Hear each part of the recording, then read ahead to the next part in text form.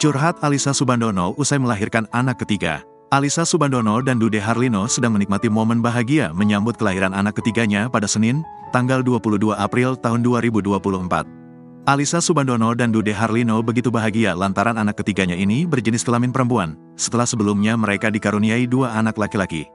Bayi cantik yang diberikan nama Aisyah Aulia Putri Harlino atau disapa Lia ini pun dipamerkan Alyssa dan Dude di media sosialnya.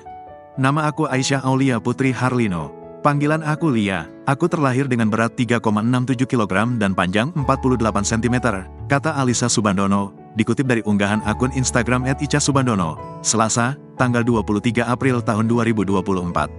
Dalam unggahan tersebut, terlihat Alyssa Soebandono yang sedang duduk sambil menggendong Lia. Sedangkan Dude Harlino duduk di kasur rumah sakit sambil menatap lembut putri kecilnya. Keduanya tampak begitu bahagia. "Alhamdulillah, sekarang kami jadi berlima. Ayah, Bunda, Rendra, Malik, dan Lia," tulis Alyssa. Aktris 32 tahun itu pun menyampaikan rasa terima kasihnya untuk seluruh pihak yang telah mendoakan kelancaran proses kelahirannya. Alyssa mengaku kehamilan kali ini memiliki banyak cerita baginya.